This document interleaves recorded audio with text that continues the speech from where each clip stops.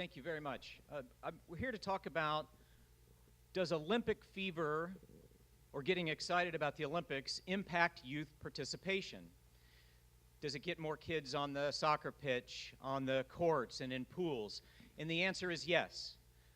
So my presentation is fini at this point. What I'm here to talk about actually today is a little bit more of the trends that are going on in youth sports, some of the challenges. So if you're looking for a speaker who is best done after wine at lunch, who has all the answers to solving the problems with youth participation, you will be sorely disappointed. Because I'm actually looking for answers as much as providing them here of what's going on in youth sports and how big events such as the Olympics and the World Cup impact youth participation and what we've learned at USA Swimming. So first of all, just having some absolute dumb luck is always really helpful. First of all, being the chief marketing officer during the period that Michael Phelps is swimming, that's my first tip. The second is on the right is a very young Katie Ledecky, and is just a phenomenal distance swimmer. So having a little bit of luck of having those Olympians inspire the next generation of Olympians is always a great thing. But when we think about the Olympics or the World Cup or other major events and inspiring youth participation, at least people of a certain age, this is what we think about. This is how we see it happening. The family gets together, they watch television in their living room and get excited. But what if it's more like this, actually? What if this is more what's happening in terms of today's youth? And I'm not here to be the curmudgeon old man who is against digital, because I'm very much in favor of it, but the game has changed for us as marketers and as federations in how to inspire kids to get involved in sports. So first, a little bit about USA Swimming. We're based in Colorado Springs, Colorado. We're an organization with about 400,000 members, 3,000 swim teams across the USA. There are plenty more fitness swimmers and other swimmers in the United States, but there are about 400,000 that are a part of USA Swimming. As an organization, we're built on three primary principles: build, promote, and achieve. And we show that in the form of a triangle, and they're equal in importance of how we treat our strategy as an organization. Build is about getting kids involved in the sport, making those swim teams better in the pool and better businesses. Promote is really what I do and wake up thinking about on a daily basis. This happens to be an image of our U.S. Olympic trials that selects our Olympic team. This happens to be from the team that the event that selected the team for Rio. But that's where you'll find our broadcast partnerships, digital partnerships, communications, PR, social media. And then achieve. The third leg of the triangle is, as Monir from the U.S. Olympic Committee talked about earlier this morning, we want to do well on the international stage. And fortunately, USA Swimming has been the #1 swimming country in the world for the last several decades. And it's a spot that we hope to keep and plan to keep, but achieving on the international stage is something that's very important to us.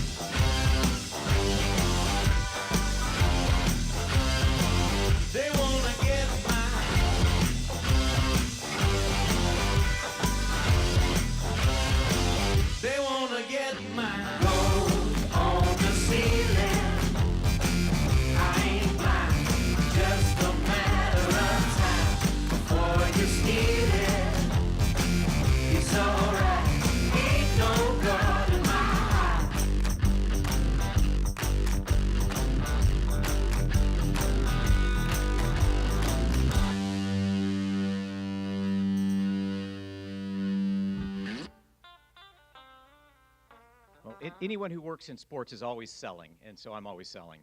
So let's get to the results of what happened in Rio, but I want to spend more time on trends that we're seeing in the United States in youth sports and what the future looks like. But really, just as a quick, to really set a baseline, USA Swimming after Athens saw a 7% increase in youth participation, early years of Michael Phelps. Beijing, as a marketer, had a lot of help. I will readily admit it and just own that. But after Beijing, we saw what was then our highest youth participation rate in history, that as 11%. Now, what's interesting, just as a little bit of perspective, in Athens, to our 7%, USA Gymnastics went up about 5%. And then in Beijing, our 11%, and then USA Gymnastics at that point was actually flat, in fact, down a little bit, which was completely hard to explain, because so much of USA Gymnastics and excitement about young girls getting involved in the sport is driven by the all-around champion for that year, and Nastia Liukin won in '08. Maybe Michael Phelps blotted the sun of attention from everybody else, and gymnastics actually had a down year that year. Then London, the first ending of the Michael Phelps era, USA Swimming's participation went up about 13%. Now, again, just as a comparison for gymnastics, who, of course, we compete with for attention and participation in the sport, actually blew us away. Gabby Douglas won the all-around that year, and USA Gymnastics participation went up by about 20% that particular year. So we'll get to Rio here in a little bit. But really just look at what's changed in society since London. Yes, some of these things existed, but we've heard presentations this morning about esports. There's maybe a little bit of discussion about competition for other events, Tough Mudder. Just the nature of media consumption has changed with over-the-top networks like Netflix or Hulu. But now, as you know, individual sports organizations are creating their own over-the-top networks, and that's proliferating across international properties as well as U.S. properties. But if you just look at the nature of change of what's happened even since London, and now NBC was maybe even criticized a little bit for TV viewership going down in Rio, but that really, in my opinion, wasn't a fair criticism, because consumption across all digital channels was still up. But the nature has changed, and that's impacting us in the youth sports business in a big way.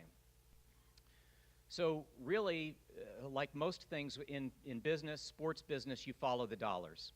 And at least according to the Sports Business Journal and Sports Illustrated, youth sports, 38 million kids in the U.S. alone, $14 billion industry, and you start wondering, with the sports that are at the absolute peak of, for us in the U.S., NFL, Major League Baseball, internationally, the EPL, why there's so much attention and focus there.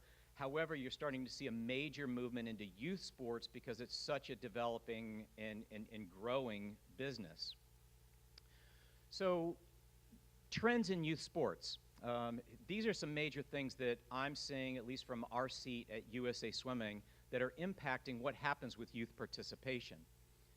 First of all, you're seeing sports make major adaptations to get more people to play. Golf, moving to a bigger holes to speed up play, shortening the holes, telling people to play 9 holes instead of 18. Imagine taking your sport and telling people to play it less in order to grow the sport. Tennis, using a bigger ball, a bigger racket, smaller court. Tennis has looked at this and said, why are we teaching kids to play with the same racket, same ball, same court that Serena Williams and Roger Federer are playing on?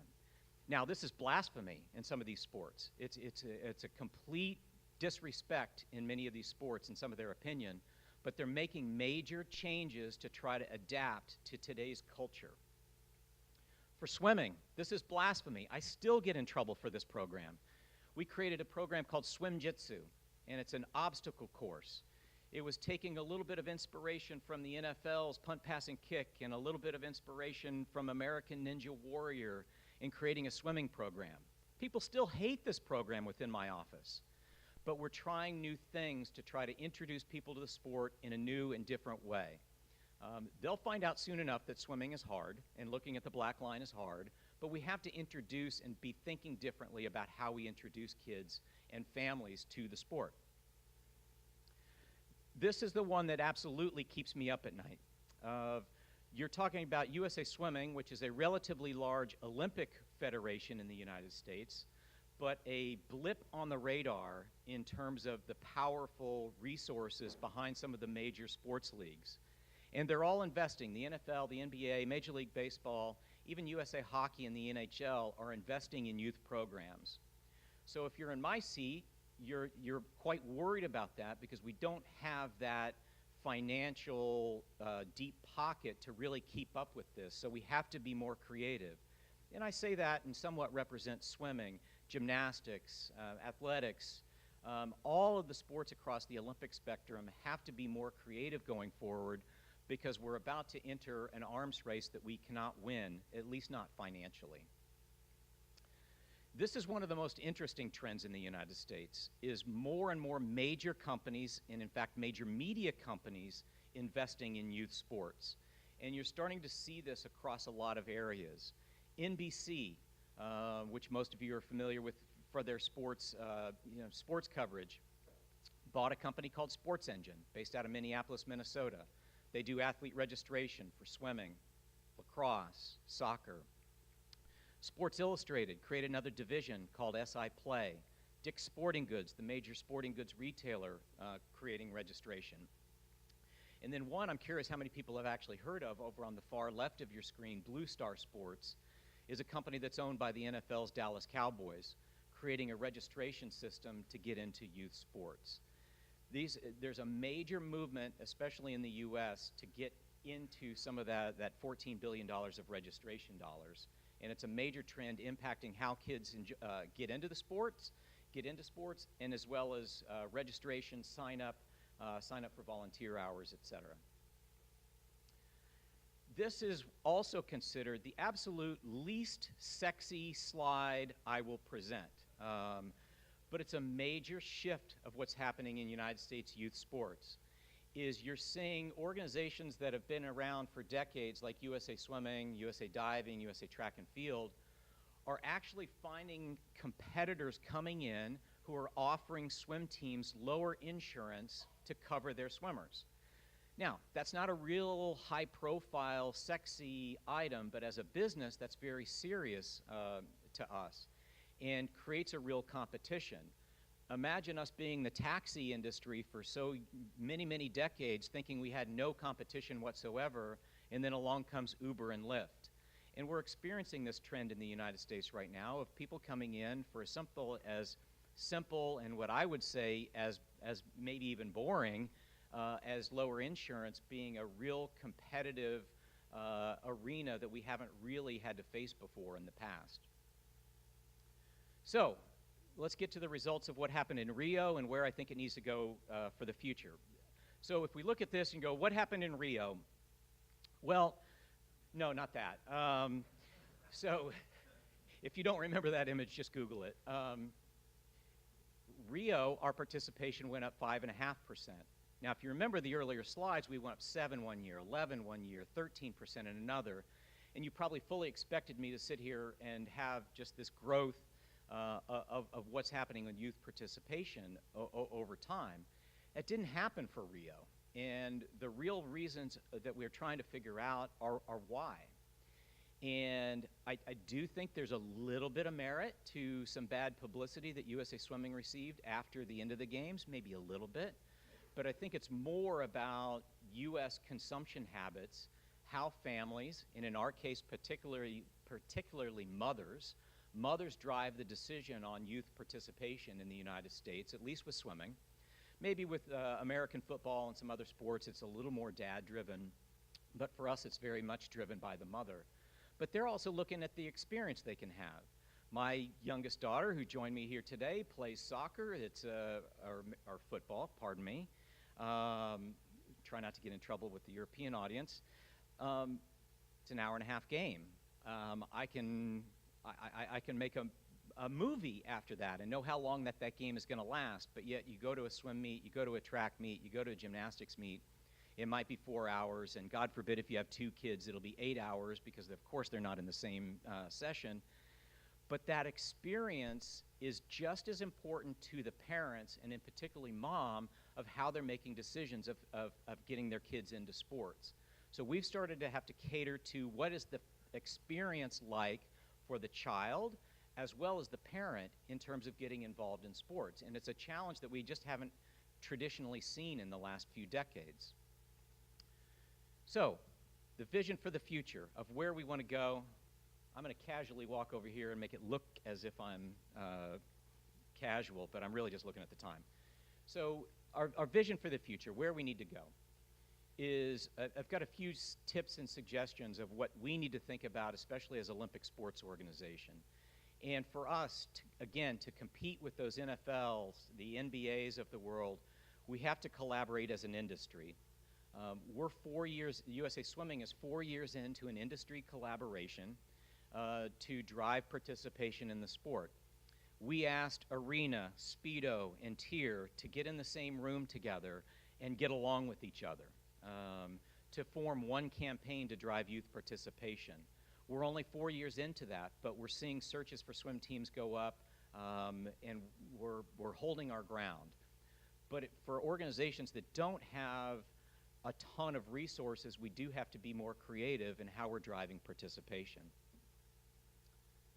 This is a major one. It's not major yet, but if those familiar with the U.S. broadcast, NBC of the Olympics, NBC created a program called Gold Map, and it was really simple. And while you were watching coverage of swimming, there's a promotion that came on with a voiceover from the announcers and said, hey, if you want to drive, you want to try swimming, you're excited about the Olympics, and you want to join a swim team in your area, go to NBCOlympics.com/goldmap. And they did the same. They did the same with other sports across the spectrum. Started in Sochi with the Winter Olympics in a much smaller way. Now, what that happened with us, with USA Swimming, is that drove about 73,000 visitors to search for a swim team. Okay, not overwhelming, right, in terms of numbers. Gymnastics drove about 113,000, and U.S. Volleyball was about 40,000. But I think the point is once they got to our site, 57% of those people converted to search for a swim team. So the model is right. Even if the numbers are not off the charts yet, the model is right that the broadcaster can have a significant influence in the grassroots of the sport and growing youth participation. And if they don't do it, they know that they're not going to, whatever tablet or whatever device somewhere down the road, if they don't drive it, they know that they're not going to actually have viewers of the future.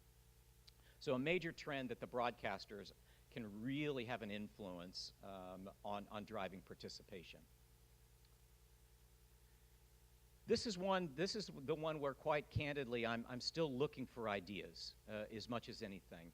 But if the broadcaster can have that much influence, and if people are on their phones and devices, there has to be a way that through geo-targeting, targeted promotions, understanding user behavior, that the Googles or the Samsungs or even the Apples of the world can help us as an industry grow youth fitness, grow participation.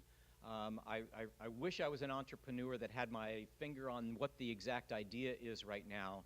But the vision of this is very big in my mind of how we solve this and how we get the companies, both the broadcasters and technology companies, involved. But I know this needs to happen if only I could just figure it out. And second is this is a huge thing for both the U.S. and for France. However this plays out, I do think it's a huge opportunity for growing youth participation. And when the U.S. last hosted the Summer Olympics in 1996 in Atlanta, swimmers were coming to pools without us doing anything, and we were complacent. We didn't need to do anything. but really both the 2024 and 2028 Olympic Games and Paralympic Games give us an incredible opportunity to think about driving youth participation more than ever. I think London did a very good job at it. They're early in the process, but that legacy of participation is a huge piece that needs to continue, and I think London, a tip of the hat to London for really, at least in my opinion, starting that in a successful way. At the end of the day, we have to look at this differently as a sport, and we have to look at it from a different angle. And Jean-Francois Martin, who opened the session this morning, had a brilliant quote, and I may not get it exactly right, but we're here to invent the future of the sport. And so I hope whether you're in the technology industry or sports industry or Olympic industry, that we can all invent the future of the sport together. Thank you.